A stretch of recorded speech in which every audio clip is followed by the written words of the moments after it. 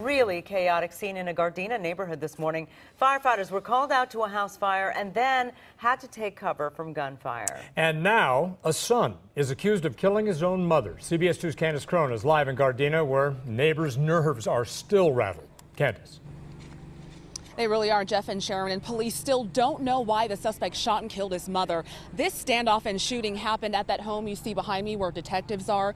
And to the left on the ground, you can see a bag of evidence and even some markers from the bullets that ultimately killed a wife and mother. Firefighters ran for cover after hearing gunshots ring out in Gardena. It was a dangerous turn from what started like a routine call for a house fire. Authorities say 28-year-old Jose Ramirez called 911 to report the fire. At some point, the suspect began arguing with his mother.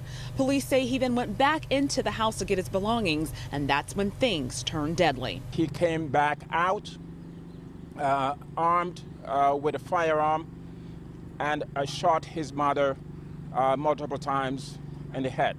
Police say 50-year-old Clementina Ramirez died on scene.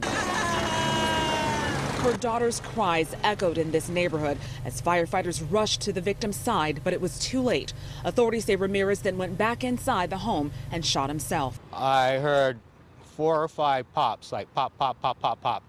So I looked out the front window and there's the fire engines and the police cars. Authorities say Ramirez then went back inside and shot himself, but for more than an hour, police stood ready with guns pointed through a fire truck to make sure the danger was over. Several neighbors were stunned by the violence on their block. Usually this neighborhood's pretty quiet. This is very surprising. Ramirez was taken to the hospital in critical condition. While saddened by the victim's death, authorities are thankful it wasn't much worse. And from this embrace, so were firefighters. He could have easily turned the weapon on the firefighters,